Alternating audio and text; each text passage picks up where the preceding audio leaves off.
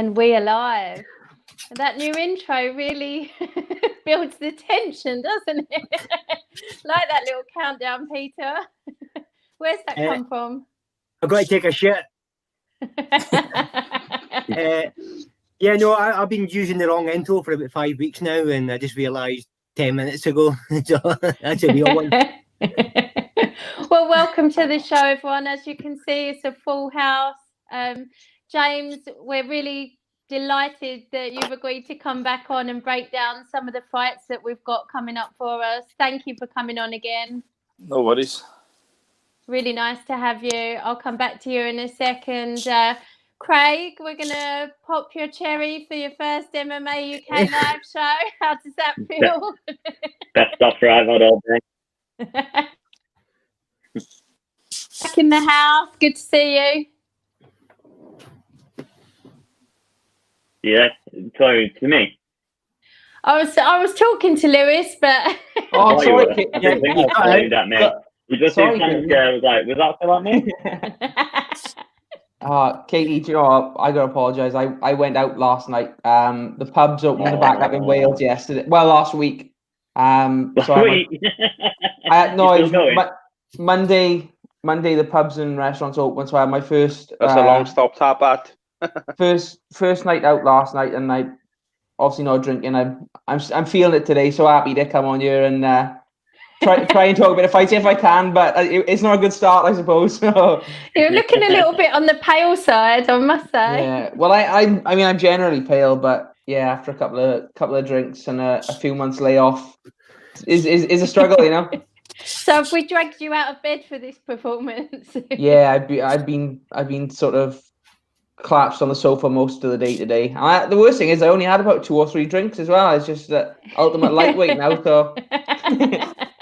Letting Wales down. That's I know, dreadful, yeah. Lewis. Glenn, thank you so much for coming back on the show. It's been a couple of weeks since we got you on here. Yeah, it's been a while, isn't it? It's been all right.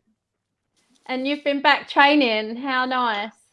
Yes, I have. I was doing one-to-ones in my garage first about 3 weeks ago. So I did my garage out. Then we got awarded IBJJF elite training status.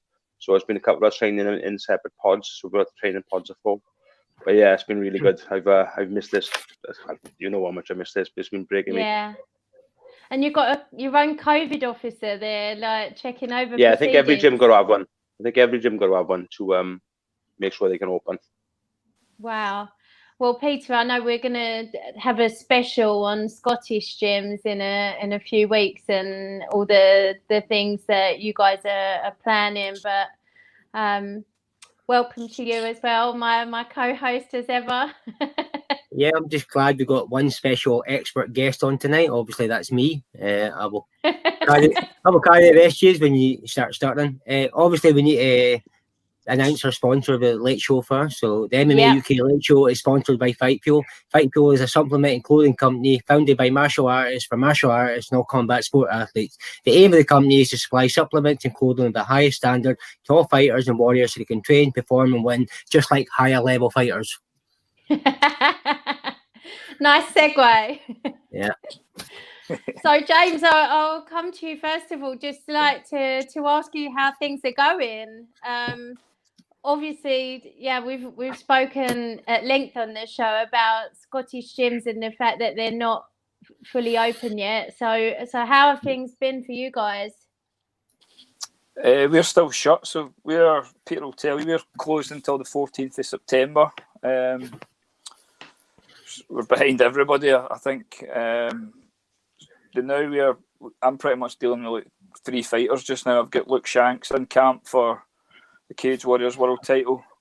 I think I've got Stevie Ray getting ready for. I think he's just been offered an opponent for September.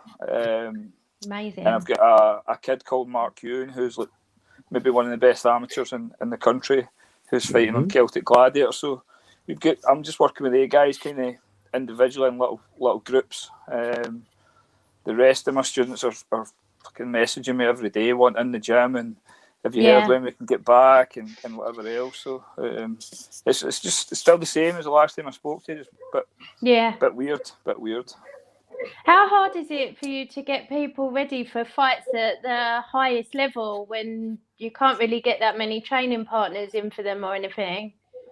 It's difficult. We've seen it to an extent with Danny Henry getting him ready for the fight with Makwan. It was we couldn't really get guys in, like our whole squad in to train. So he was doing a lot of stuff with one or two guys.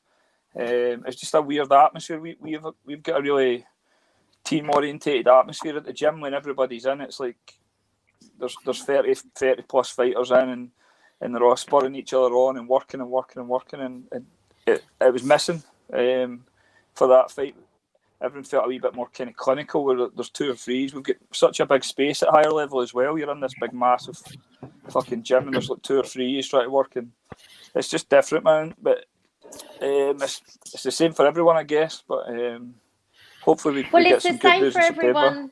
Yeah. It's the same for everyone here, but like I find that a little bit of a head wreck, like particularly say the UFC level. You don't know if other people have got full access to their gym, like Florida never went into lockdown, and whether are they training every day, or it's just got to it's a head wreck on so many levels. Will you have an opponent that tests positive for COVID and then the fight's off at the last minute? There's just, I think, such a higher kind of mental pressure that's coming with these fights at the moment. Yeah, it's completely different. So you've got the normal kind of stuff that you can't control, like maybe your opponent pulling out injured or missing weight and stuff like that. And now you've got this added pressure of you testing positive for COVID, or one of your corner team or your opponent.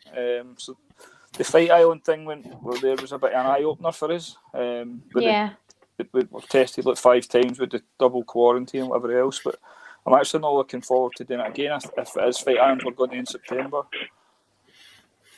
Yeah, I was going to say, when you know what's coming, those 2 days that you've got to spend on your own at each end must feel like an eternity. Yeah, it's just, I quite like being on my own generally, but see when it's forced on you, it's completely different. It's not good. So yeah, that's got to be one of the lowest points of it. What's the thing that you're most looking forward to if you get to go back to Fight Island again? Just we didn't do very well there the last time, so just correcting things and get a better performance and a win. I'll be happy to go back there with Stevie, who's fired up and ready to go, and just get a win and get back and just kind of forget about the last performance. Yeah, it was a tough one to take, I'm sure. Yep. Right. Okay, shall we talk about, before we move on to what was the main bulk of the show, talking about the upcoming 252 card, just wanted to recap a few of the fights from last night. It turned out to be quite a fun card. We've only got time to talk about 3 of them and then a special mention, unless anyone wants to dive in and mention any others. But I've got to give props to one of my favourites ever, the dentist, Darren Stewart. It was superb to see him get his first submission victory in his pro career last night. So he also had a very special tribute for Jay, and you could see the emotion written all over his face. Lewis, what did you think of his performance? Oh, it's great, wasn't it? Like, obviously he had a bit of a bad night when we had the Cage Warriors fight lockdown. He fought for Cage Warriors that night. I don't know if that does go on his UFC record or if it is just classed as a kind of a freebie. But I think in terms of, like you said, with UFC, if you lose 3 in a row, sometimes you can look to be cut. I think that's a free pass for him on that one. But it was still a loss, and it was a loss that he would wanted to bounce straight back from, which he did. Darren, we know him. We've interviewed him quite a few times with Cage Warriors. He's a lovely bloke, so down to earth. And seeing him get that win, it honestly was a great feeling for all the UK fans, and it just continues on from Fight Island, really, where we did so well with fighters from the UK out there. So great finish, a really deep choke, and on to the next one for him now. And he's actually won 3 out of the last 4. That one that he lost to Babinski in really strange circumstances. Exactly. Is the only one that he's lost at in the last 4. And yeah, he was very honest about the fact that he really needed the money, and that was the only reason he took that fight. So for me, particularly pleasing for him to get the bonus as well last night. But Craig, what did you think of his performance? Yeah. Brilliant. Who would have seen that outcome as well? A submission, his first ever sub.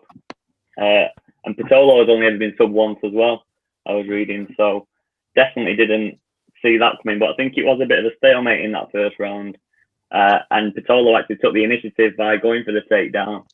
And I immediately regretted it in that he was straight into that guillotine and tapping pretty much straight after that. So that taught him a lesson not to take initiatives in fights, I think. Not to bother. Might as well have stayed on the feet with the stalemate. Yeah. Well, and he seemed like, if you were going to call it seemed like he might even have got the kind of more impactful shots on the feet until that point. James, did you see it that way? Yeah, I was surprised with the submission as well. I think a lot of people were. I thought he would edge it and just like work him on strikes. He's a big, powerful guy. I think the submission itself was beautiful. He's went guillotine off the single leg and then he's changed to like the Marcello and then through to a power guillotine. And I think at the stage that Darren's at now, it's nice to see that he's shown different stuff. That he's got other kind of facets to his game and stuff. And I think that'll stand him in good stead moving forward. I think he's the type of fella that's going to be in the UFC for a long, long time. And if he's constantly improving, then he's going to be pushing up towards the top of that division. But I think he's going to have some big fights coming ahead now. Like he's winning and stuff like that, and hopefully he starts getting some recognition as well. Yeah, no, I agree with you. And like, while it's easy for people to stay disciplined and stay fit in lockdown, you don't know how people are going to be with those developments, how easy it will be to improve your game if most of what you're doing is strength and conditioning or even training with like one other person. Did you like that display, Glenn? Yeah, it was good. Early in the first round, did he get caught with 2 heavy shots as well? Yeah. And I thought, here we go, it's going to be good. But like, it's sort of evened itself out. Nobody was standing out. And but I thought when he put the guillotine on, I didn't think he was going to go for it because I thought he was going to defend it. He was going to jump past his body, but he didn't. He got his leg in and stopped him passing. Switched then to the deep guillotine, and it was good. Nicer touch at the end though when he put that when he grabbed his t-shirt. I thought that was instead of choking up with it, it was good. I know, and I wondered if like kind of there were some stages at the beginning that were a bit like a brawl. Where he was really going for it and he was definitely less controlled than he's been in previous fights. Now, he had told me in our last interview that he intended to fight more with that style. But then he also said in his post-fight interview that, a lot of that was down to feeling like he really needed to get some violence out of him because of how upset he'd been over what had happened. So, he definitely looked a different fight there to what fought him Manchester and Cage Warriors. Yeah, but absolutely delighted for him. Where would you say he goes from here now? No.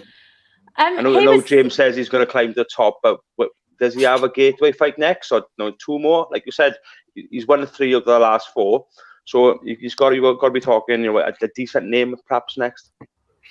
Yeah, so I think he deserves someone in the top 15, like 14 or 15 maybe. I looked him up earlier because there were people. Well, I would really like to see him fight Vettori, but I think Vettori's gonna be wanting to fight up the rankings. But that was who he was supposed to fight in London, and I think that would be a fun fight for him. There were 2 other, and I know I'm not bitching on the UFC matchmaking at the moment, but it does seem to be just whoever's ready and available will get the fight. There were 2 or 3 other middleweights on the card last night that won. So, if any of them wanted to get back in soon. He seems to have backtracked a little bit though. From he was going to stay out in Vegas and wait for another fight. Now he's going to come home, so he doesn't mind if it's a bit later in the year. I wonder if it's that bonus that's brought him a bit of extra time. So you got the bonus. You probably sort of sat that and not wait back in there. I hope he also got a cut, so he's got stitches, so it could be that. But I said I wasn't going to talk too much tonight, so that's my quota done for the evening. I wanted to move on to the Chris Weidman fight versus Amari Akhmedov. I'm not really sure what I make of this. James, sum up the fight for us. I don't like watching Chris Weidman fight anymore, to be honest. He's like a shadow of his former self, and the thing with that win is they're probably going to feed him to somebody now who'll hurt him, which I don't really like. I thought he won. I thought he edged it. I thought it was a lot closer than what you'd expect for a kind of vintage Chris Weidman, but it just shows you kind of how far from that level he's fell. It was nice to see him win because he's had such a hard run. But the fact that he's scraping wins like that against that level of competition just shows you how kind of off he is. I hope they don't put him in with anybody in the top kind of 5 next. Like, there's some absolute monsters at middleweight, that the top 4 especially. I hope they kind of keep him away from the guys. Who would you match him with if he's not going to walk away? Darren Till. I think him or Vittori, possibly. I think he called him out on Twitter as well. But you don't want to put him with Adesanya. You can't put him with Adesanya or Costa or Whittaker. Gastelum maybe would be a good fight. That'd be a good fight. He's kind of looks like he's fell off a wee bit as well, to be fair. I think he's going to end up being a gateway, or he might have to drop a weight. Yeah. I worry about him feeding himself. So you say you hope they don't feed him. The first thing he did after his win was said it wasn't a great performance, but top tier guys, I'm coming for you. And you think, is he still under the illusion that he's one of the best? Because he's not showing it at all, is he? He moved up, that failed. He's moved back down, and he sort of admitted himself he sort of just got through that fight.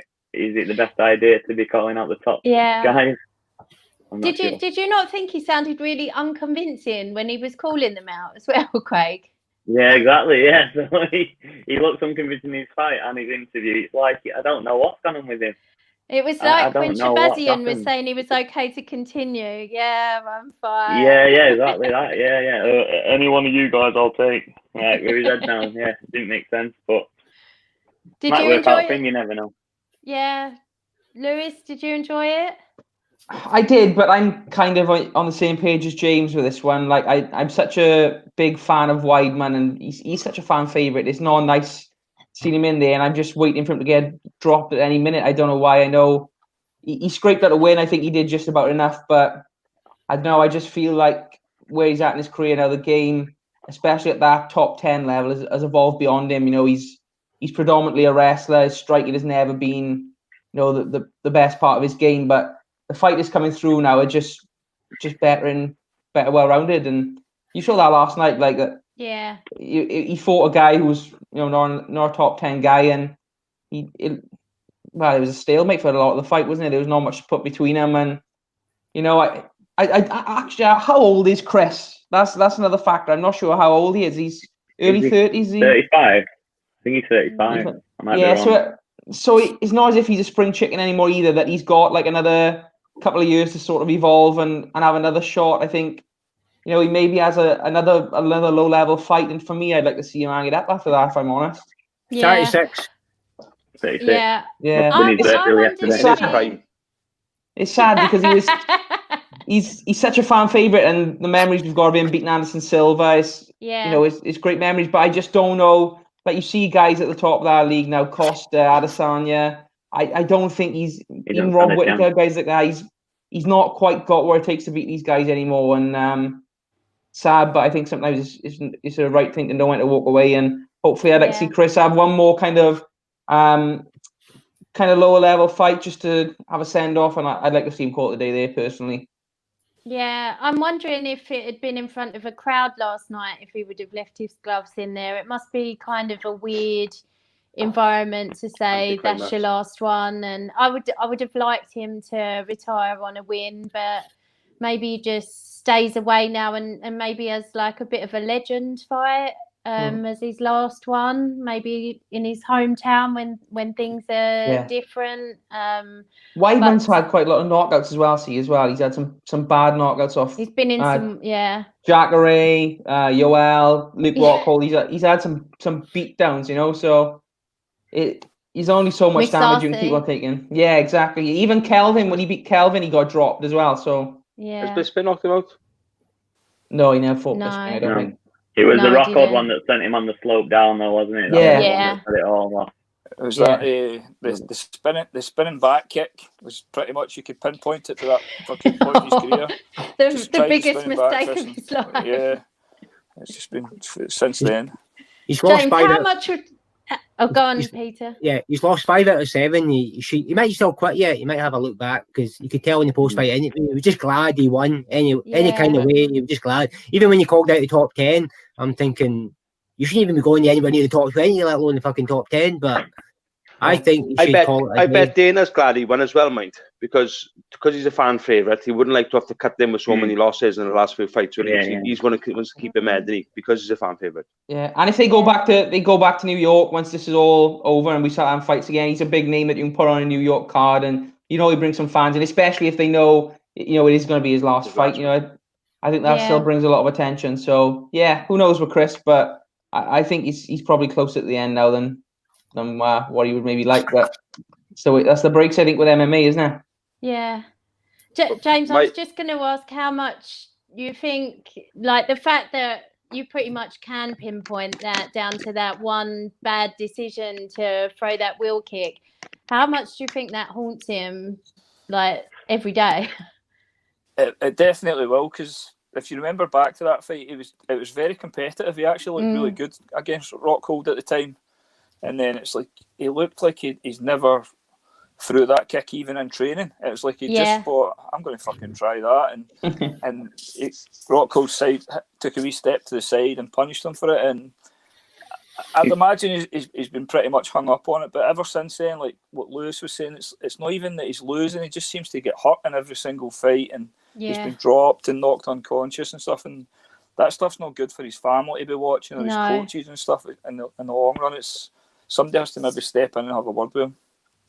It's crazy that it's exactly the same. Sorry, Katie. Exactly the same thing has happened with Rockhold as well. After Bisping, he keeps exactly the same. Knocked out pretty much every fight, isn't he? Yeah. Just about it is that one big knockout, and that for a lot of fighters, that's heads down, and never the same again. That's a potential matchup because Luke did say that he's got the itch to come back, but oh dear. Yeah, I wouldn't like to be cornering in that fight. There'll be a lot. The loser would be sad. The cornering for the last round, it felt like Ray Longo was really trying to just like G him up, really trying to dig deep within Weidman to like pull something up. Did you notice that, Glenn? No. But I couldn't understand how they both gassed to that level. Yeah. The other guy, how do you pronounce his name? He looked bollocks. I called him Akhmedov. I'll do. Akhmedov.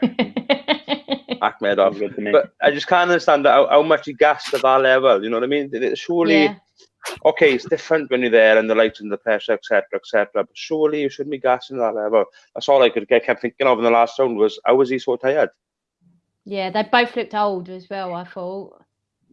Okay, that guy was full of muscles, they take a lot of oxygen, and it's different when you're trying to wrestle or trying to get up all the time. I know it's going to sap for energy. It's different to training, but there's just no way at that level should he be that tired. Yeah. No, I agree. It must be hard not fighting with Matt Serra's energy in your corner, though. If he's not there, I think you'd lose a bit of energy just without his energy behind you. Yeah. Never shuts up, does he? Okay, let's move on to the main event. Derrick Lewis versus Alexi Olenek. This fight went exactly the way I thought it was going to go. So there were just two people living out their stereotypes, with Alexi trying to go for the Ezekiel like from minute one, and Derrick Lewis starting with the high kick. But Lewis, what did you think? As you expected? Yeah, I think you summed it up perfectly. It was. I enjoyed it. You know, Derrick Lewis is such a beast for a big guy. The way he has that explosive kind of jump kick and the way he comes forward. I know he doesn't have too many of them in him throughout a fight, but when he comes at you, man, he comes at you hard. And another knockout. I think he's got the most knockouts in heavyweight history now, which is it's a big achievement really when you look at that division and the fighters that's been in there. So he'll be happy with that.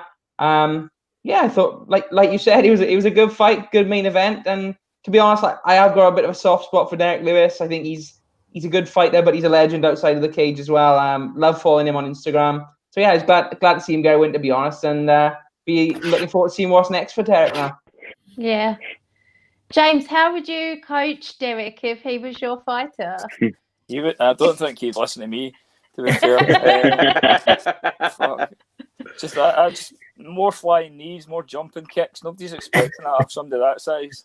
And just you have to get him to coach me. Maybe see the way he escapes mount just by standing up and shit like that. You're like, that shouldn't be possible, but he's that big and strong. He does stuff like that in every single fight. I think when he survived those submission attempts in round one, and I think try to submit somebody that size and that powerful, especially with the choice of submissions the guy was going after is so hard. He should have maybe sat back on a leg lock or something and maybe got him that way. But try to submit him with the arm or the neck is going to be problematic. And then when he's come out and went airborne with that flying knee into the right hand, I was just like, well, this is done. He's got him. But the opponent just looked like he got really tired trying to submit him in that first round. Yeah, he did. Glenn, what did you make of the whole fight? Mate, I gotta be honest, I really enjoyed it. And the reason why is how good was Alexi O'Neill's sweeps? I know he's quite easy. When he was going to half guard, he was chasing a single leg, switching angles. I thought to sweep somebody that big, I think, you know, all right, I know he's an heavyweight, but he's a lot bigger than him. Give away 20 pound, or, you know, I thought I was really impressed with that. Like, okay, he didn't get a job done, but his jiu-jitsu was on show. Like, I was good. Yeah. Okay, we know he's going to chase the neck. He's going to chase things, but and you heard the commentator say that he spoke about he's got a plan. You can see he clearly thought he could head and arm the beast, didn't he? But with that scarf and trying to set that up and all. Yeah. But how much gas did that take from his arms? You know, was his oxygen used up in his body for him to be knocked out afterwards? You don't know, but it was really good show of BJ for me. Yeah, and the disappointment as well when you don't get the submissions, when you're in the right positioning and you've got it on and it's just not happening. He might have a plan, but I don't know what his plan B and C is in that fight. And you look drained when he got up from the end of the first round. You could see in his face he not only have he sucked his energy, but sacked his heart for me as well, thinking, you know, I didn't get it done. I can look out in the next 20 seconds. It's the second round. Yeah. And you spoke about conditioning in the last fight. What did you think of the conditioning in this one? Because I personally was glad it didn't go all the way. Well, you know, like the flying knees of kicks takes out the big guys, right? But all right, he's defending the choke for 2 minutes. He didn't use much energy there, you know. Yeah. All right. Doing that, he's not going to use much energy. So I think that was probably enough for him to get enough explosiveness to knock him out. If he'd been actually fighting it a bit more, or I don't know, trying to get up, or trying to hang on to the Yeah. Craig, who do you think's next for the Beast? Funnily enough, I have written down Rosenstrike. Whether he wins or loses in his next fight, I think that's the one to make. Only because they're just going to go to war, aren't they? We'll get on to Rosenstrike in a little bit, I'm sure, but that's who I think is going to be next for him. But the thing about Lewis is that you couldn't convince anyone who's never seen him fight before that he was going to come out and try a flying knee just completely out of the blue, which was hilarious, but effective. And James might actually be able to give a little insight, but when I was reading up on what he was saying, he said he couldn't breathe in that choke. And I was just wondering how close you thought it was for him, maybe, to submitting? I thought he was going to tap, to be honest, because you've seen that guy submitting people with that before. It's such a weird, goofy move, but you know that guy's like he's like a black belt at it. He's exceptionally good at that one move. You see him tap guys who they know the move's coming. It's kind of like the Von Flue choke.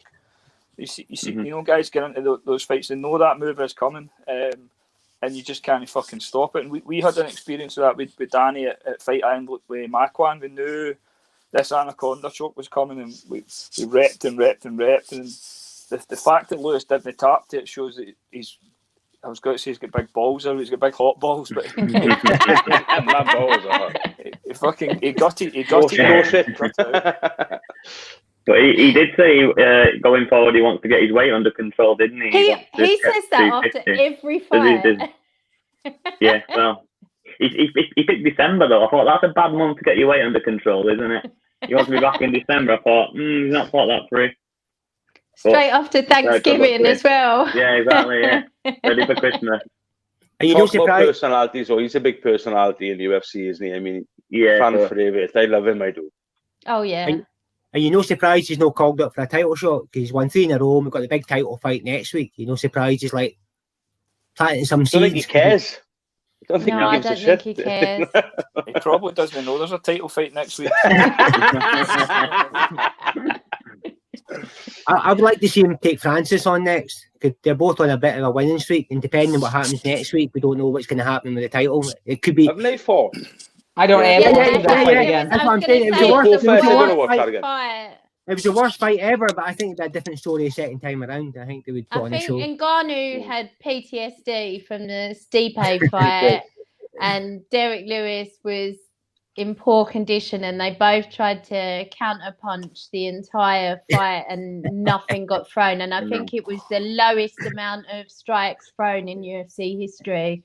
It's the worst fight I've ever had the misfortune to watch live.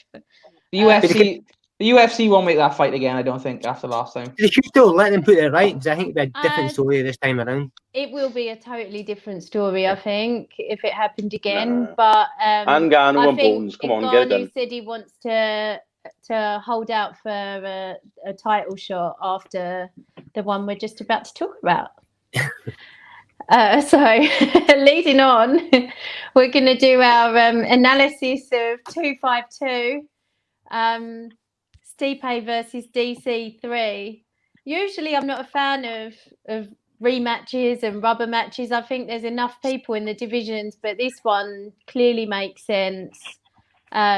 Lewis, it's one apiece. How do you see the third one going? Well, first of all, it's a really exciting fight. I'm really looking forward to it. 2 great competitors, 2 great personalities, and 2 great champions. So I'm really looking forward to the fight.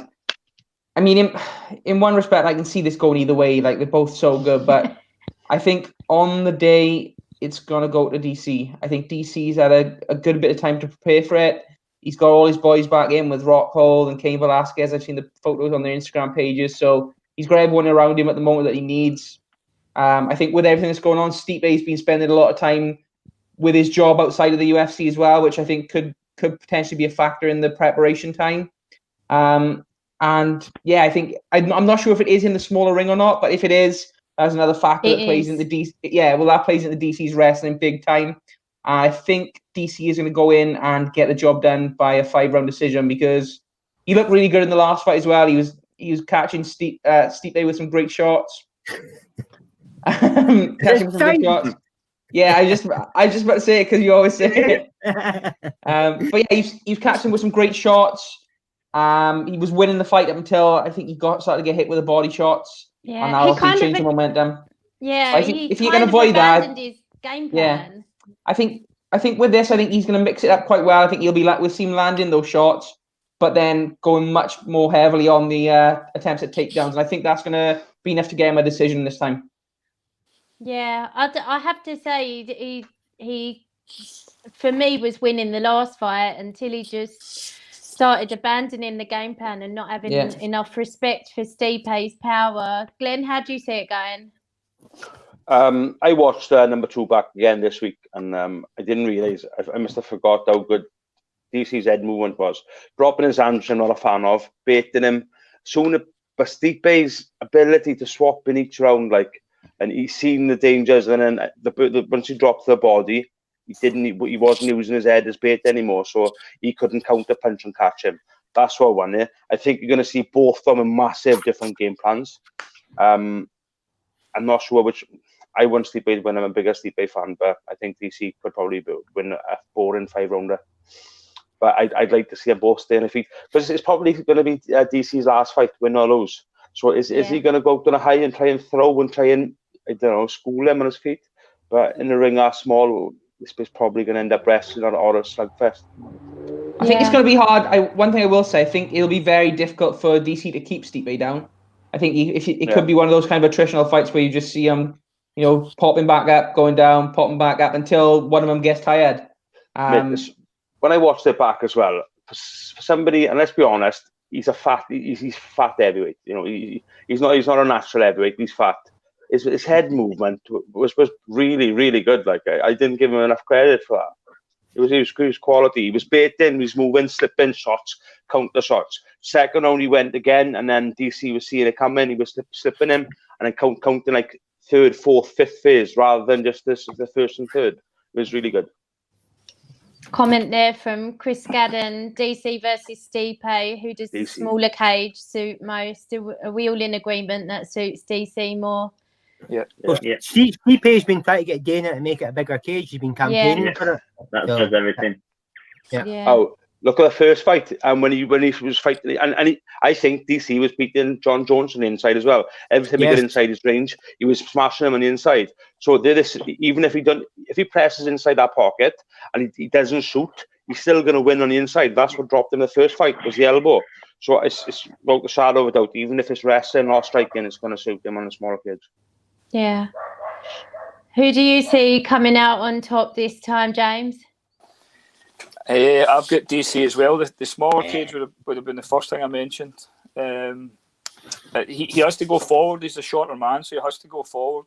And the smaller cage always kind of favours the guy putting on the pressure. These guys have touched on everything. I think he looked phenomenal in the first fight. The second fight, he was probably winning. His head movement was excellent. Stipe made the right adjustments going to the body when he couldn't tag him in the head, which is what you get taught today. And then it was almost like he got a wee bit complacent when he got tagged. I don't think he'll make that mistake twice. He's a smart guy. No. I think he's probably prepared for the body shots this time as well, in case they come. They definitely took a toll the last time. But I'm going to make a call. And I reckon it's going to be totally. They're both going to go for legs. There's the only thing left. They haven't done leg kicks. I'm just going to say, look, they're both going to kick smoke out of each other's legs. Because last time I was watching, they're both crying out for leg kicks. And they didn't come. James, you said he's going to be more prepared for the body. What sort of work will he be doing conditioning-wise to strengthen for the body shots? Don't go to KFC. He's maybe just working on his placement and his counters, maybe even just body conditioning. Like you see the rounds in boxing gyms and stuff like that, where guys will just let their partner kind of tag away to the body and stuff like that. But I'd imagine it's probably going to be of the smart end. He'll be accompanying his head movement with his footwork and not being in a position for him to land the body shots. Yeah. Or have some trigger counters, so when Stipe does go and try and touch him in the body, he's got something ready to counter the body shots back. I would imagine he's probably at the best camp in the world. I think at AK with Javier Mendez with the guys coming out of there. So he's bound to have made adjustments. He's a smart guy. You can tell listening to him. He's already come out. He came out on Ariel's podcast saying that he found big gaps and he wants to keep the left elbow tucked a lot more. And he's already seen big gaps in the tape that he's looking to exploit. I don't know whether, if you were planning to exploit those, whether you would come out and tell people that, but he seems to. He's not a dumb man. He knows what he's doing. Yeah, he knows what he's doing. So, Craig, are you going for DC as well?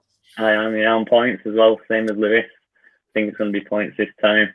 In that same interview, he clearly believes in his ability to stand up with Stipe, which is amazing because he's 5'11", which is the same size as Sean O'Malley. he was a bantamweight, which I think is insane when Stipe's 6'5". But yeah, I completely agree that he's gonna probably win on points this time. The thing I question is if this is his last fight, the motivation. Stipe's got that career as champion still in front of him. He's not looking to retire just yet, and he has that motivation of being the champion and going forward as champion and earning all that money. Whereas DC's gonna sort of says he's gonna retire after this fight. I'm not sure he is going to. I think he's got. I called it last week actually, and put it out online and got slated for saying I think he's going to have one more rematch with someone who he's quite used to fighting with at heavyweight. But I was glad to hear Bisping say the same thing this week, and he went along with that. And I think that's all the motivation DC needs. I don't think John Jones will fight him at heavyweight. No, I don't. No, you don't, because I think DC will beat him at heavyweight. Yeah, maybe. I actually agree with you there.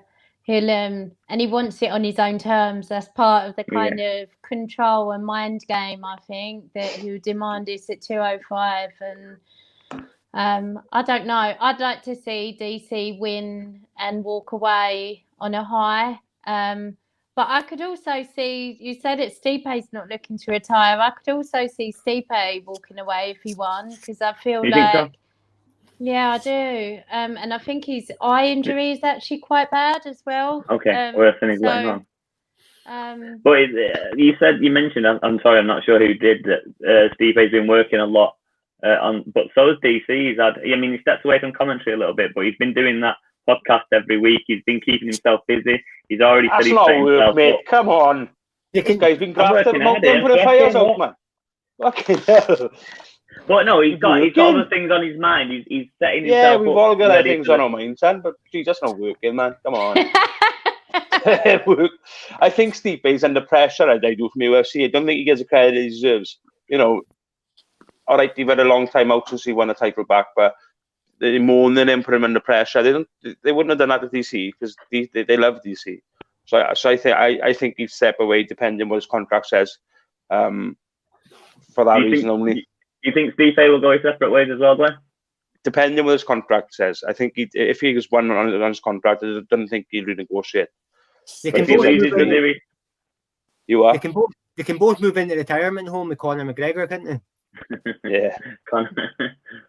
Do you think, I wonder how long it takes you to mention him, son. If Stipe wins and if DC wins and Stipe loses, do they both retire? No, I don't think Stipe would want to retire on a loss. I think he wants. I actually think he's quite cheesed off with the UFC, and I think he'd quite enjoy walking away with the belt, which they always hate. And always want to. Okay, then say he does. Who fights for the interim title? Who fights for the vacant title? Sorry, James, let me cut it off. John Jones just to rub it in for Cormier. It'll either be Ngannou or John Jones, I imagine. James, who do you think it would be? It would be Ngannou, I think. It's gone off, I think. Oh no, it is. You've got the dynamic there where DC's like the ultimate company man, and then Stipe seems to be butting heads with the UFC for a long time. So I think if DC lost, the UFC would be more inclined to try and talk him into another fight, where they probably wouldn't give a shit if Stipe lost and walked away. It'd be nice to see Stipe win and just do their Cejudo and retire, drop the belt and walk out the cage type of thing. But it'd also be nice for DC to get the win and just leave after the career he's had at the top of the game. No, I agree with you. DC did come out and say that this trilogy with Miocic will define his career and not the 2 fights with John Jones. What do you think about that? Yeah, I think that it's what he needs to believe for his career to have complete meaning. DC's been a champion in both weights. John Jones hasn't. Fair enough. But as DC, would DC have been champion if John Jones hadn't beaten himself? No. He was actually winning one. As you said earlier, he was actually beating Jones in one of those fights. And the head kick, wasn't he? The head kick. So. Yeah. Who do you have winning this fight, Peter? I just See, hear you say Stipe. yeah.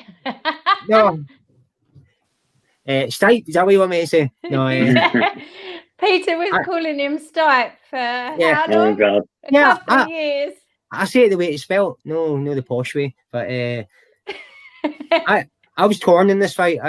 I had Stipe as a favourite till earlier on today, and I kind of really dug into it and thought about it. I think DC, possibly his last fight. I think he will retire if he loses. If he doesn't, you might still say he's retiring, but I think in a few weeks he will continue. Who knows against? But DC's got so many different ways you can win this fight. You can knock him out, you can grapple him to death, you can take him down, you can submit him. So Stipe's only got one way to win this fight, and that's to knock him out. He's very good at that, but I just got a feeling that DC's going to turn it on.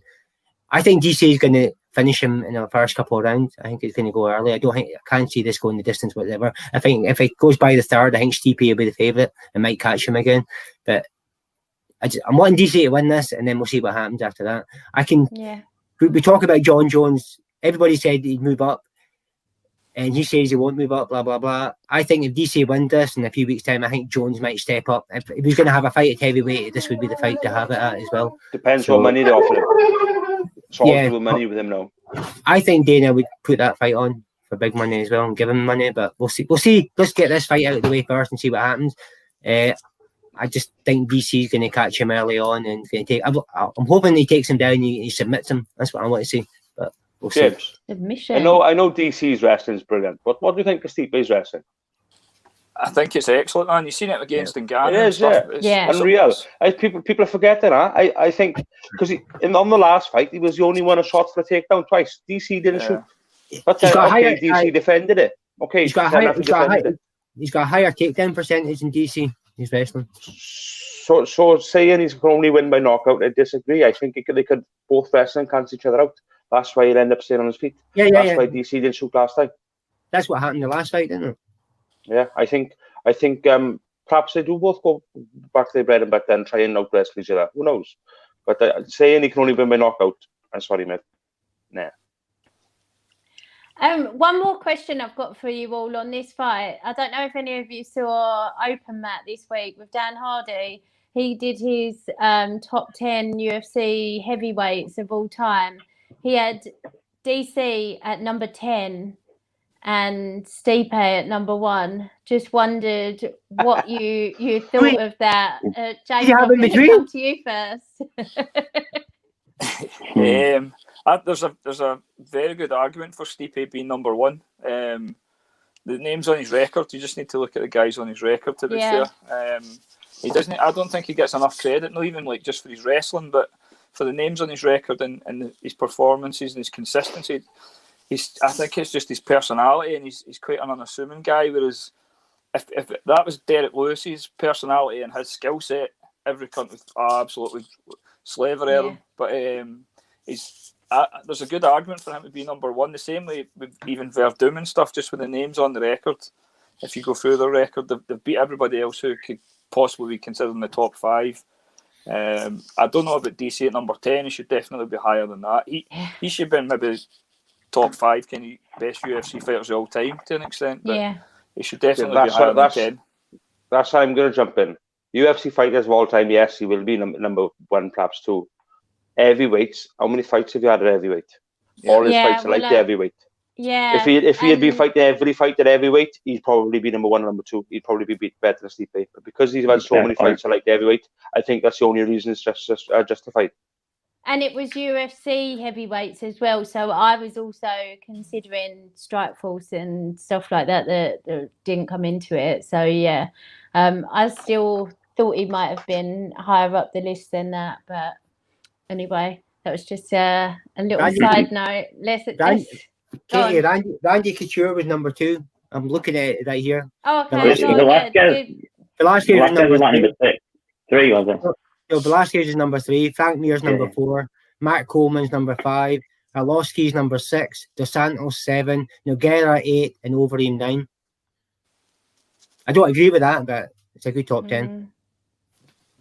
Yeah. Who did I watch a podcast where this week they spoke about Overeem? No, it was DC and Ariel. said about Overeem being the best heavyweight of all time. Got to be up there. Okay, he's been in there with some greats, but best heavyweight of all time. He's hit and miss, isn't he? You never know where he's going to turn up. Yeah. He's been Just knocked a out a surprise lot he's of gone times poor now. since they started testing more. I think You know my thoughts on that, Say Katie. it I to won't his start. face. the biggest thing Overeem. I would. I'll probably get my Overeem's one wrestler of the most teeth thing he's famous for outside of sort of the hardcores and the people who've been playing it a long time is that knockout that he got knocked out for by Ngannou. That's the thing he's famous for, which sort of goes against him as well, thinking that ranking. Right, let's move on to the co-main event. First thing I want to ask you is if it should be the co-main event. It's obviously a pay-per-view, and Sean O'Malley is a huge name in the sport. He's obviously got a lot of eyeballs on him, but he's pretty young in the game to be co-main. It's him versus Marlon Vera. What do you make of this fight, Glenn? I didn't know that was co-main.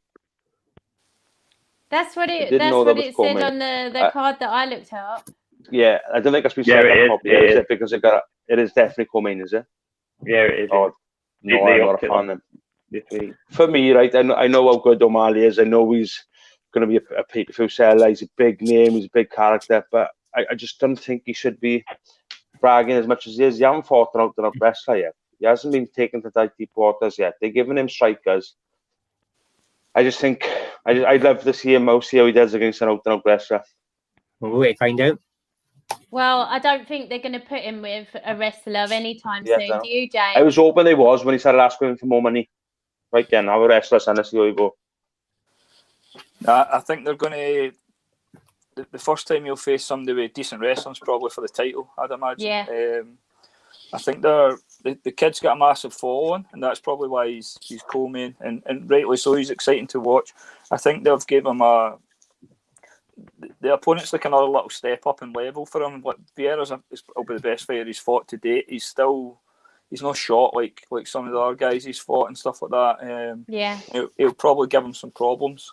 And his coach, he's got a very good coach. He's working with Jason Perillo and stuff. So I think it'll be an excellent fight. But I would love to see him fight Brett Johns. I think I said that the last time I was on here. I was like, they'll not put him with somebody like Brett Johns just now because he'll get grinded on and pounded out probably. But I think the first time he'll fight anybody who's got the potential to wrestle him is probably when they get him to a title shot. Yeah, I totally agree with you. I think the virus limits that as well. Obviously, Brett had to fight on Fight Island and all that, so the European fighters can't go over there yet. So that might have decide the matchmaking for a few months yet as well. Yeah, but I just don't see them making that fight, even if O'Malley could get to Fight Island. I just don't see. He's obviously a big ticket seller, deserved co-main event. But nobody's buying tickets to go to the show. You don't have to worry about the arena emptying out. And if you're buying the pay-per-view, as long as he's on the main card, you still got to buy the pay-per-view.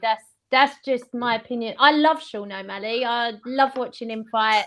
I love watching Chito Vera fight, actually, unless it's against Brad Pickett. But it is going to be a wicked fight. It's just two people who are quite early on in their careers, and it's quite a big pay-per-view card. I was just surprised when I saw it. But it is going to be a fun fight, isn't it, Lewis? Yeah, I think it's a great matchup, actually. It could go either way. I think probably with the bit of momentum he's got and everything's behind him now, I think O'Malley does just about enough to get the job done.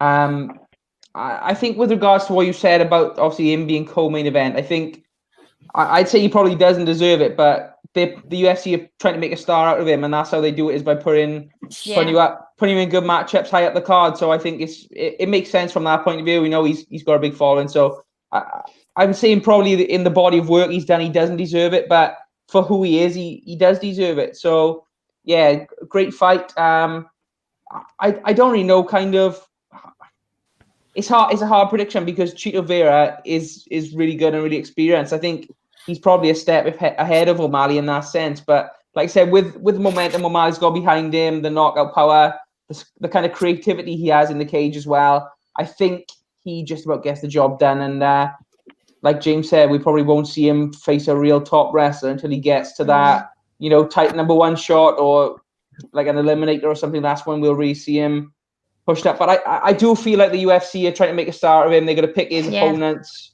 quite carefully now in terms of the names and the styles. And, that's one of the benefits of being on the good side of the UFC, I suppose.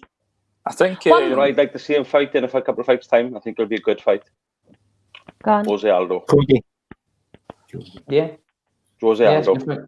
I'm hoping he won't be around in a couple of fights. Yeah, I know that, but it'd be a great fight to send off. Who's not going to pay for that pay-per-view? Yeah. Like Conor McGregor's the only one who's had a pay-per-view on a non-title fight, I think, in the last couple of years I can remember. Yeah. That could be a pay-per-view with a non-title fight. James, were you just about to... just a couple more things. I think they can't have him as a main event until he's been co-main event, I think. And I think that you can see where the UFC is pushing that kid. He's going to be a main event fighter. I think one thing, but they might have dropped the ball a wee bit on. I think Vieira might be the wrong guy to bring in, because Vieira will have it in his mind that he's getting brought in to lose, and he's a dangerous guy. I think that happened to him similar when he came over and fought Brad Pickett. I mean, he was a late replacement, and it was like Brad's last fight in London and all that shit. And he came over, and you could see it in his face. He's like, I'm not here for this guy to go out on a win. And I remember I was at that fight cage side, and when he won it, the whole place went silent. And Vieira's probably got that chip on his shoulder, thinking like they're trying to build this guy off me, and he's a dangerous guy to be taking that risk with. But like I said before, he needs to be taking riskier fights than the ones he's been taking. So if he gets past Vieira and looks good doing it, then kind of co-main and main event fights is going to be there for him.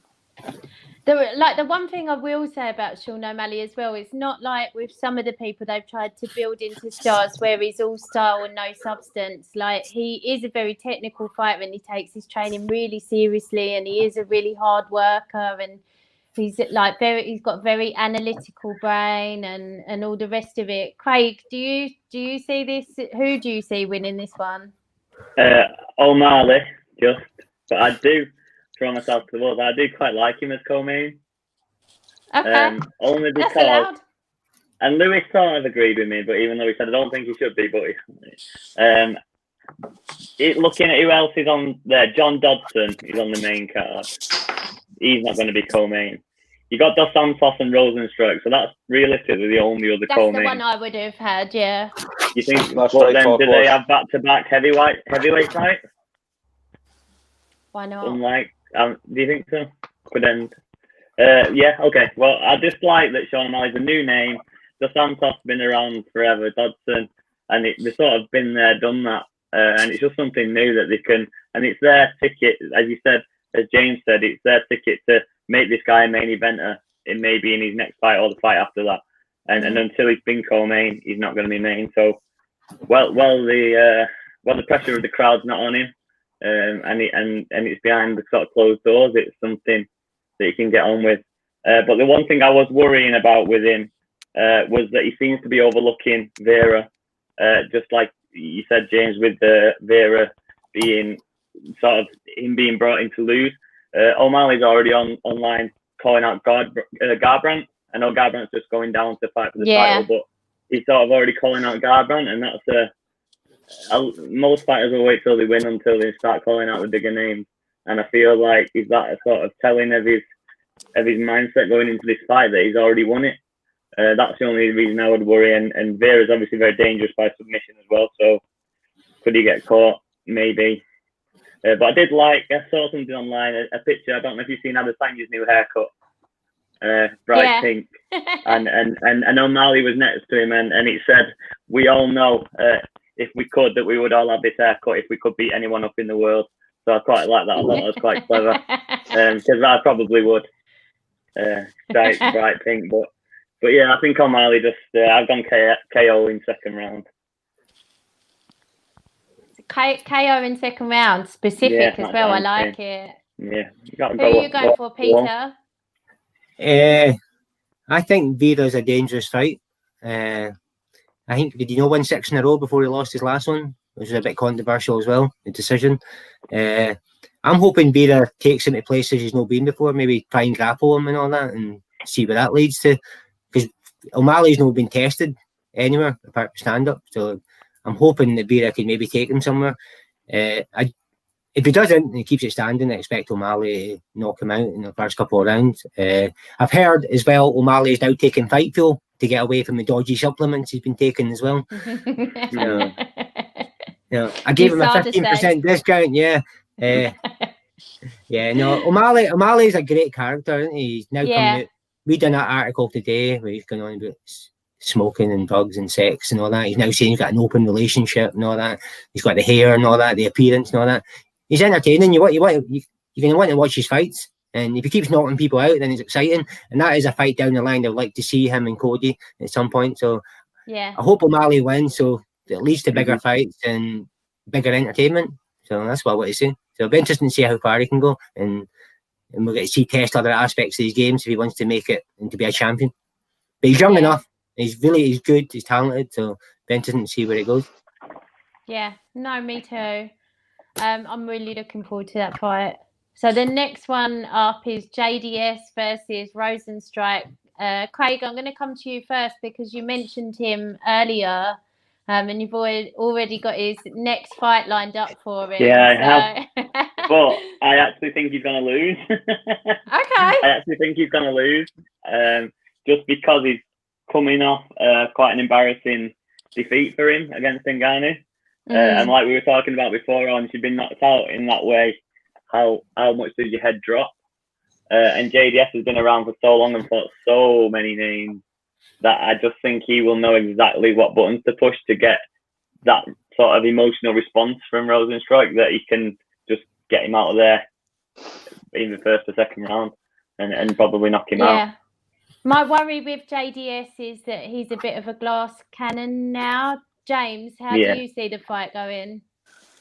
I think Rosenstrike maybe will put on a performance similar to what he done against Overeem and just out and not take any risks, and just he's probably a better technical kickboxer. I think JDS is pretty much shot, but have you seen the pictures of him recently?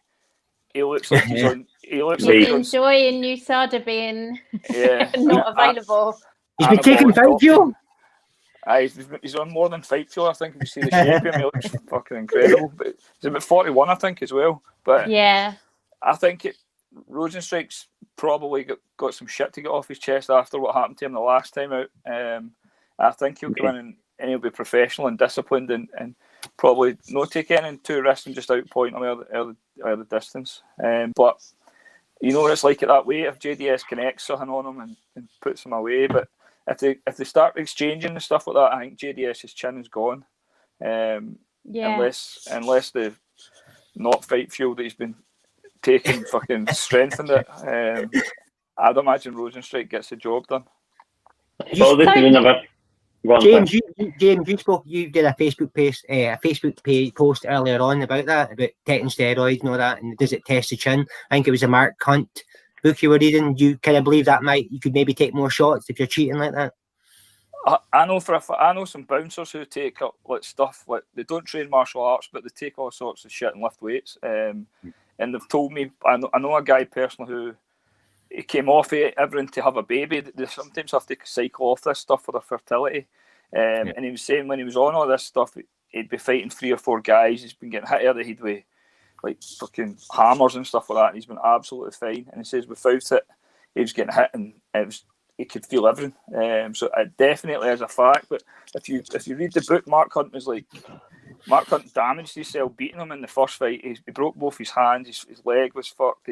He was getting headaches and stuff like that. And then in the second fight, he went out and I think he just clipped him on the top of the head and put him away. And it was him that actually said in the book he definitely thinks it was because he wasn't on Geary, because in the book he calls him a cheating bastard.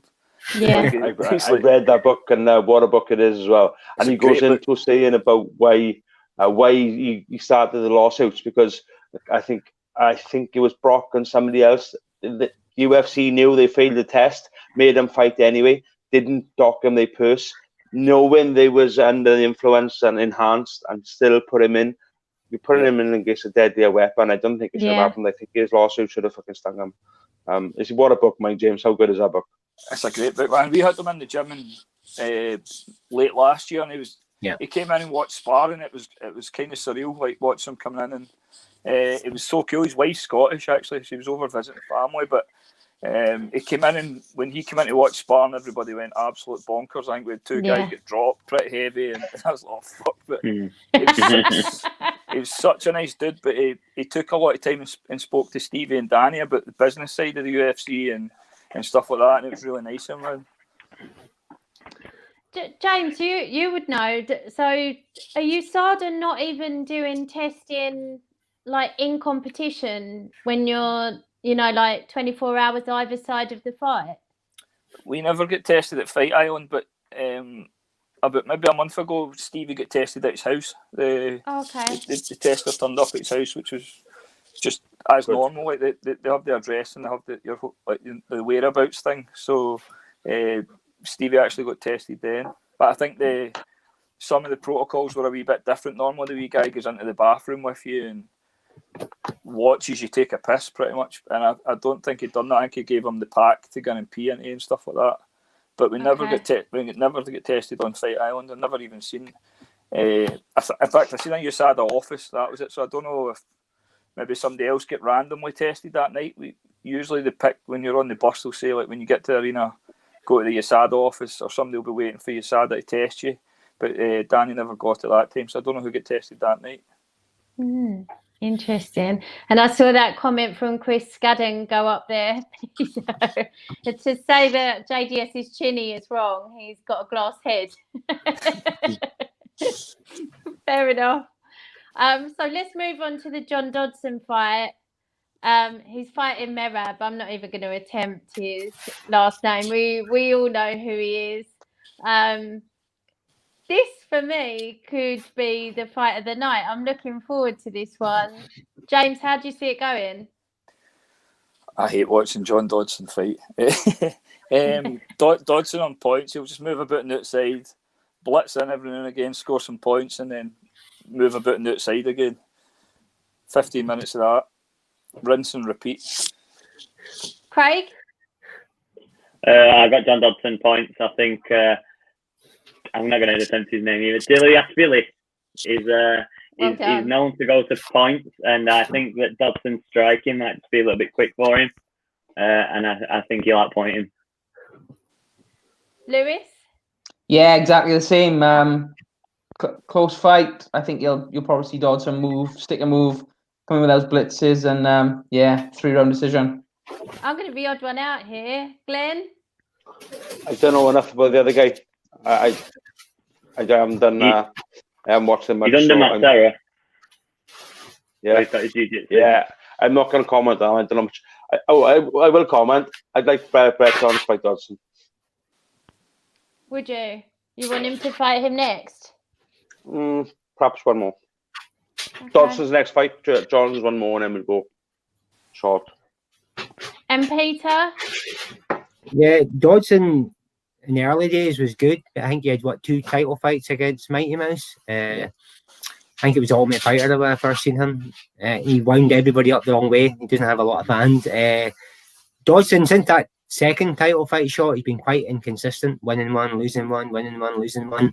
And this other guy's coming off a 4-win streak. I think this other guy's going to beat him in a decision. This other guy, it reminds me of people like Norman Parrott, can't finish a fight to save their life. Going to finish a dinner fight, half of it for him. Can I just remind you, the last person you said couldn't finish a fight was Jennifer Meyer? Yeah. How dare you, Peter? Peter it was him wrong, that called it on. He's solely responsible. Was Peter wrong? I'm good at predicting fights. When it comes to Scottish fighters, I'm shit. I'm just absolutely shit. I have to go with the Scottish fighter every time, but James would rather you didn't bother going forward. No, we've had a bit of bad run of luck. Back to Beardew, he won, but they'll come back stronger. So I'm pretty confident. James is away to the BL Stevie Ray's opponent, aren't you? Are we exclusive here? He'll win that one. Nope. No. So hopefully, it's the next Fight Island. Hopefully Stevie will get another win, get us going. and work his way Don't back. make a prediction. James doesn't want to hear it. Well, we did win the MMA World Cup. Remember, me and James. Thanks to Peter. Mostly my predictions were pish. Well, I'm going out on a limb and I'm going to say Merab is going to win that fight. But let's move on. Ankalev is the last fight we're going to talk about against Kutalaba. The Hulk. Lewis. The Hulk. This is my favourite fight, I think. So this is a rematch, isn't it? From they had the early stoppage last time. You must Lewis, remember that one. Yeah.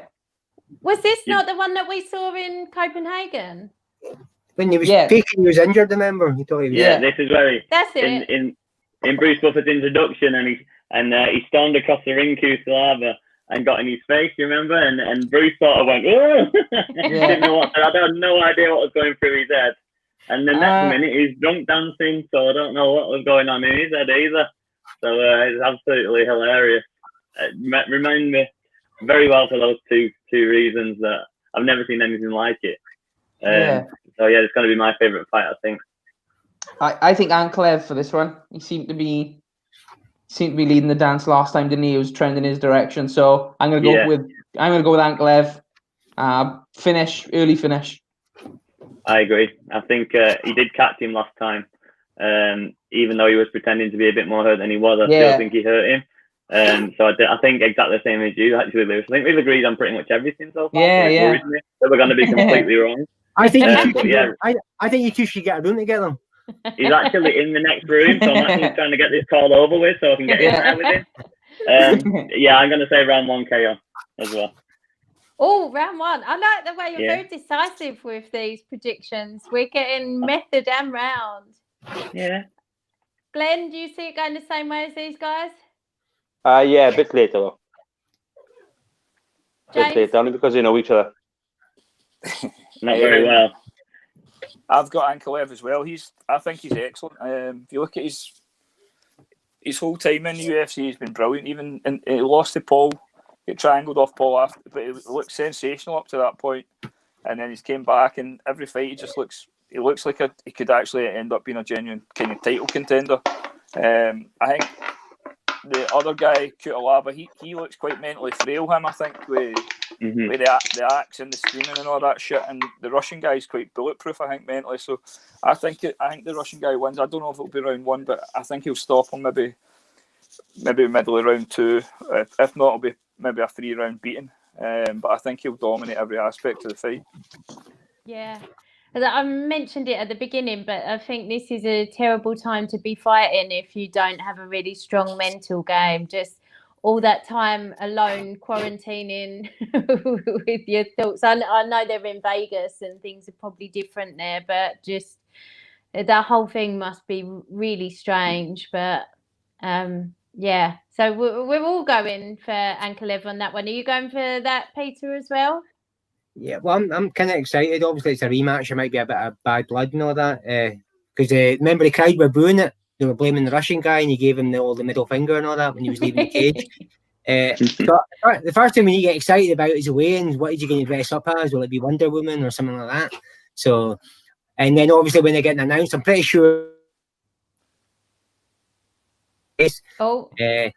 I think he's going to come out hard and quick. I think it's going to be a quick start, and I think somebody's going to get knocked out quick. And you have to fancy the Russian guy. You said only thing on his record, blip on his record, was Paul getting him in the very last second. So I think he is going to be someone to look out for in the next couple of fights and could work his way to a title shot.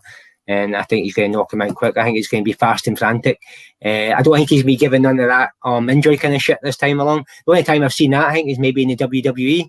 But so I think it's a lesson learned for him. It backfired there. Yeah, that's him lost. That's him coming off lost 2 out of 3 because that was all stood. So he's kind of fighting for his career as well. He needs to get a win in his next couple of fights as well. So I think he's going to come out hard, and it's going to be interesting. Yeah. Would something like that, James, be like a strict no for your fighters to try and act like as clearly as that? I don't like it. It might end up. It might end up getting a late stoppage in this one just to make sure. Like, yeah, maybe. Yeah, I'm not that keen on it. I don't mind like a bit of sportsmanship and stuff like that, but he was clearly hurt, I think. Like he definitely got tagged and then he tried to brush it off, but I don't know if he does that in the gym, maybe when he's sparring and stuff like that. There's kind of that goes on, I think. But I think find out in this fight if he does it again. Yeah, I'd definitely rather have an early stoppage than a late one, I think. Yeah. Yeah. Let's leave the fake injuries to the beast. I just had a few things that I wanted to cover off before we finish the show. I wanted to give a big shout out to PK Zade, who won his Brave debut yesterday.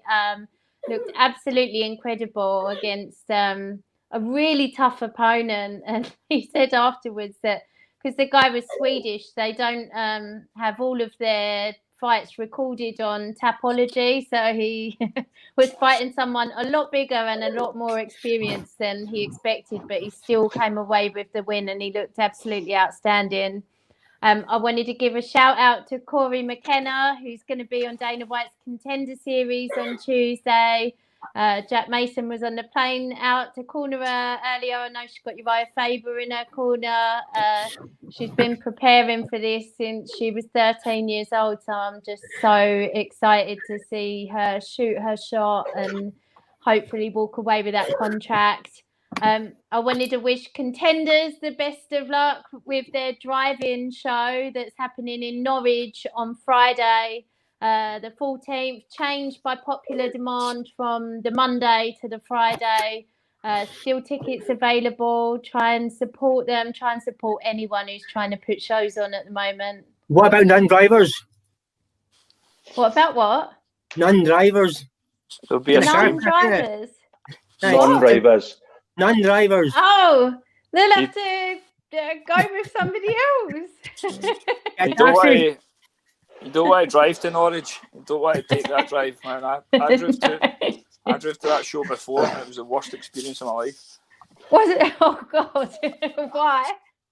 We get lost. I think it took us about 11 hours to get there. It was an absolute fucking nightmare. I think we were... Oh, my God. It was terrible. And then my two fighters won. So it wasn't the actual won. show? The show was brilliant. The show was excellent. Sorry, I should maybe say that. Everybody there was excellent. The production and stuff was fine. Well saved. Both my fighters won in the first round after an 11-hour drive and we had to drive fucking home. But the drive is such a hard place to get to for Scotland because you have to drive all the way down, then across. Yeah. We should have just flew. I need to stop moaning that it's 2 hours from me then. And two more things that I wanted to ask you guys about before we signed off. One was Mads Burnell signing for Bellator. Congratulations to him. Personally, I'm just a little bit disappointed that we don't get to see him back in the UFC. And I know there are some good matchups for him in Bellator, but for me, every matchup is a good matchup for him in the UFC. And I would just, that's where I think he belongs. And I'm not sure of the story behind it. Ali Abdulaziz is his manager, so you would have thought that it was offered to him, but I just don't know. James, what do you think of him going to Bellator? I don't know if this is true, but I think Mads actually asked the UFC to release him. I'm not sure if that's true before he went to Cage Warriors. I think he's an exceptional fighter. I think, if I remember right, when he went to UFC, his first fight was at welterweight against a massive Brazilian guy. And then his second fight, I thought it was close. I can't remember if he won or not, but he looked outstanding at Cage Warriors. He actually, one of my fighters was meant to fight him before, so I've looked into him quite a bit. He's such a talented fighter. I'm not sure why he's went to Bellator. Like Ali can pretty much get most of these guys into the UFC. He's got a fair bit of pull with him. He manages Stevie. I don't know why I don't know if Bellator's gave him a very good offer. I guess the same way why Ross Houston's went to Bellator maybe. They maybe just got a better offer than the UFC. But Mads Burnell's probably one of the best, if not the best featherweight in Europe. Outside well, Connor's not at featherweight anymore, but he's definitely up there as one of the very best featherweights in Europe. Yeah, I totally agree. We're both big fans, aren't we, Lewis? Yeah, Mads. I met Mads a couple of years ago out in UFC. Cage Warriors in Copenhagen, and it was like a super packed out show. They got so many people in there that in the end there was people sitting in like the aisles and things like that. And I ended up actually after he fought sitting next to him in the aisle because the media section got sold out. And they absolutely loved it over there for Copenhagen. And he's one of those guys who's like, he's so laid back about everything. Like when I remember asking him about being released from the UFC, and all he kind of said was he's about looking forward, about getting a Cage Warriors belt and taking it from there. But like you said, Kate, I did expect a guy of his caliber to sign with the UFC. It's the biggest promotion, the most competitive promotion, I think. And with the record he's got, with the skills he's got, I definitely expected him to. I thought he'd have a defense of his title. Yeah. Another defense, and then I expected him to get signed.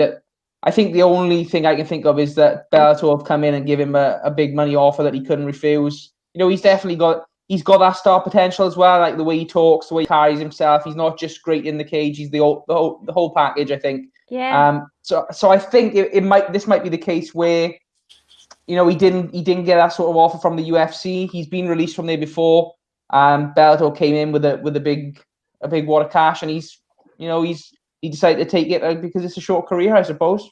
That's the only thing I can think. But I would like to have seen him gone back to UFC, but you know, I suppose if he's got good management and good coaches, that's where he's gone for. That's his decision. I don't know who Kieran's meaning to fight any man. Any man's shite anyway, but quarantine must be getting to Kieran, I think. James, who is it directed at on here? That guy just asked us to sing him a contract. Did anybody watch QFC yesterday where they done the 2-3-on-1? And they had a guy called QFC is the fighting, is what Biggie Morris is the rap. Yeah, they had a guy called Tom who was on the team of 3 in both fights, and he was the kind of guy who'd punch it and run away. And in the first fight, he was kind of no engaging. So the guy was telling the referee to push him in so he could help his teammates, and he was like, "No, they've got it covered." So he was in the second one, and he got knocked down in the first round. He got back up. Somebody pulled his trousers down. The referee had to pull him back up, and then he punched the guy in the back of the head, which is not allowed, and ran away. And the guy's like, "I fucking want you." So he went one-on-one. Oh my god. So they end up. Why are we giving this Can we please not talk about this? Wait, I've got my pen ready to what was that called, Pete? I had a fool talking about that fucking crap. It's embarrassment. Yeah. It's a proper fighters who train forever to go on shows, and they I love it, Pete. They fucking assholes. And they're gonna spoil it for all of us. Somebody's gonna get fucking hurt. Tom started the trend though, because in the UFC later that night, the guy ended up fighting with his shorts down. Oh, just to let you know, anyway, you had the pleasure of sharing my last pint to me because I'm going to put myself in camp ready to fight the end of the year now. So, congrats, Glenn. So, anyway, enjoy it. On that note, I got about fucking 9 missed calls on my phone, so I better phone them back. I'm going to go, right? I'll let you go, Glenn. Thank you for joining us. I only had one more thing to mention to the other 4. I was just going to talk about Cody Garbrandt getting the flyweight title shot. Glenn, I'll let you go first because I know you're in a rush. I think he should fight at that weight once first before he takes a shot. I'm not sure what everyone else's view on that is. He hasn't fought a bantamweight. He's dropped to, hasn't he?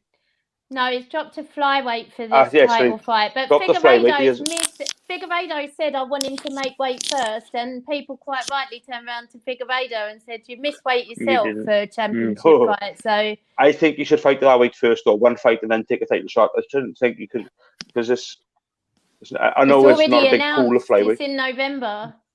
The thing is, as well, though, I think with that division being so thin, I think the UFC are actually just take a punt and put a big name in there, and if they both miss, they'll just fight at a bantamweight then. So I think that's why I think fold that division then. What's that? Do you think they'll fold that division because it was talk of scrapping it, wasn't it? No, I don't think they will now. I think they'll keep it going. I don't see any reason to really close it. But I just feel like in terms of big names, there's not that many. And Figueiredo's cleaned the division on his way up as well. So for me, they're that desperate. They've gotten Cody's lost 3 out of 4, and he's getting a title fight. Right, guys. Anyway, right. All the best. See you later. the last title shot was on a fight night, which says everything needs to be about that title, doesn't it? How they view it. Because that They was on a always fight were, night though, that he was weren't they? defending. The Mighty Mouse ones were as well. No, I'm 'cause sure they were on pay-per-view. They weren't. Were they He not? had a Were they on deal. fight nights as well? Yeah, they were. It's hard to tell over here, isn't it? Because it always looks the same to. Yeah, to, that's true. Okay. So they were on fight nights, were they? Yeah, because he had a deal Oh, where he didn't didn't know get pay-per-view points. He got like he got a flat fee, and so they used him to headline fight nights. And you'll see Valentina sometimes does belt defenses on fight night cards. Okay. But do you think he can win at flyweight, James? I think he looked good in the last fight. I think going to Mark Henry has probably helped him with his defence. A couple of problems he had before. He should have probably tested the water and took a fight first. But the division is quite shallow. I think there's more fighters in the female flyweight division than there is in the men's right now. Wow. I keep an eye in that weight class, obviously, because of Luke Shanks. It's kind of where he's aiming to be. I think there's some brilliant fights there as well. There's some excellent martial artists at flyweight.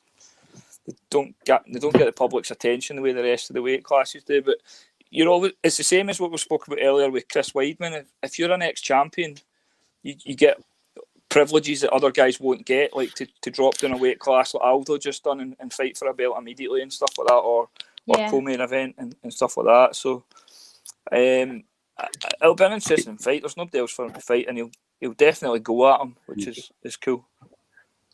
It's TJ, do you feel like it's maybe? Do you feel like it's maybe a bit of a shot to nothing for the UFC to? Because if he drops down, he loses. He just goes back up to number 3 in the bantamweight, so they haven't got anything to lose. If he becomes a champion, then they've got a champion in that division, and he can still fight at the bantamweight as well, don't they? So I think that they're just looking at it as a shot to nothing, get a big name as a champion there, and then they can maybe sell some pay-per-views with him. And Figueiredo looks like an absolute beast if he does that to Joey Benavidez and then beats Cody as well. The bantamweight division, there you go, double whammy. The bantamweight division's absolutely stacked now as well. Like if he won right through to even 10, I think Cody, if he stays there, it'll be win-1, lose-1 type of thing. I can't see him. I can't see him beating Jan or maybe even some of the other top 5 guys. Whereas he drops down a weight class there and goes all in against the champion. He just needs to be on that night and potentially get a win. Yeah. Peter, I missed that comment that you just had up there. It's a shite comment. Oh, feel like the flyweight division still really misses DJ. Bad decision to swap him for Askren. Well, they did, didn't they? They swapped Ben Askren. Mighty Mouse. With Mighty Mouse. But I feel like they never properly sold Mighty Mouse anyway, and they made the Masvidal brand out of having Ben Askren in the UFC. So I think it was more than worth it, to be honest. Askren's hinted that he might not be done yet as well. I don't know who he's eyeing. I can't remember off the top of my head who he's eyed up, but he has got someone in. He's got to have his hip replacement in 5 weeks, and then depending how the rehab goes. Yeah, so it might not. It still might work out for them, even with Askren, not just with. But yeah, as you say, they made the Masvidal biggest moment of last year happen. So that was more than worth it for them. Awesome. Well, let me just come round to everyone and see if there's anything else they've got to talk about. That was everything that was on my list.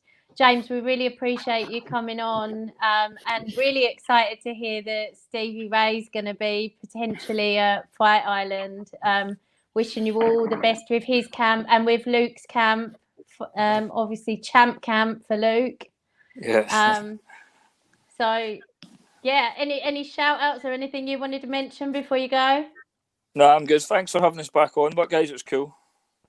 It's always brilliant having you and just having a coach's mindset on breaking down these fights and the kind of way that you look at game plans is really interesting. Craig, congratulations on getting through your first live show. Sorry to the end. I didn't just say, my internet's died and quit out after 10 minutes. So that's the one positive, I guess. But yeah, thanks for having me. It's been a pleasure to be here tonight. Just got my fingers crossed now that Sean O'Malley comes good and doesn't have a stinker in that comment. That's all I'm worried about. You're not going to get the guitar out before we go? No, not today. Sunday. Save that for next time. Maybe. I'll hide it. Lewis, how's the hangover holding up? Yeah, just about. I had a little bit of a panic midway through with literally with the Wi-Fi cutting out as well. So I thought you'd gone to be sick. No. I knew that. I knew that's what you'd be thinking, so I was trying to get back on. But yeah, managed to get back in, managed to get through it, and yeah, looking forward to these next lot of fights now. So yeah, I think another show well done, and yeah, thanks for having me on. Love having you on. And Peter, coming to you last. Anything else you want to sign off on as co-host? No, next week we possibly could be doing a show on Scottish gyms and all that to open. I know James said at the start of the show we've got a date in September, but as far as I'm led to believe, that's not an opening date. That's where they'll debut it again. And obviously the cases recently, just not in Scotland, but in UK are going up again. So hopefully that kind of tails off and does go back down again. Hopefully we can get the gyms open in September. If not, I'm hoping we can do a show next week where we'll have something in place. If there's a second wave and all that, there's a charity now called UMA, United Mixed Martial Arts, that I'm now involved with. And I was talking to James, they'll be getting emails, all the gyms and all that. We're going to be writing a letter to Nicola Sturgeon and all that. So if there is a second wave, the gyms will know exactly where they stand in each phase of a lockdown again. So phase 4, 1, 2 and 3, they'll know if they can open or how many people can get in a gym and all that. So we're hoping to get something sorted that way. And so hopefully we'll get all the gyms together and we can fight for that. And hopefully in September or even sooner, we can get the gyms open and we can get going again. But it is a bit of a worry that the cases are going up again, but deaths are not. So that's a good thing. So hopefully we can get back to normal next month. And next couple of days, we can confirm next week's show and we can hopefully talk a bit more about that. And that's me. And I missed Mark Ewan off as well for Celtic Gladiators, James. Sorry. Good luck to him as well. Thank you. Well, we might have him on soon enough. Katie, remember, he was one of the guys we were actually talking about getting Mark on. I don't think we've interviewed him at events like On Top and all that and stuff. But get him on. I don't think we'll get him on the Late Show. That he was one of the guys we were talking about because I think Mark has got such a great future. He's going to go all the way. Definitely, what we've seen, especially since he moved to higher level as well. He's just been taken to a new level. Was that why you took him to higher level? Is that why you took him to Fight Island, James? Give him a bit of experience and all that? It's a big show. Yeah, pretty much, man. I think we spoke about this before. His kid's just turned 21, so he knows he's narrow. He's completely focused on this being his career. He actually works as a model, the kid, so he does like a shoot once or twice a month, makes enough money to train full time. You've seen him, Peter. He's an exceptional talent, but it was just to take him and let him be running about the UFC. We've done the same at Bellator, just so he's comfortable with it. Obviously, Fight Island's a bit weird, but just so he's comfortable with the arena and the staff and the procedures and fight week and stuff like that. But he's definitely one to look out for, that kid.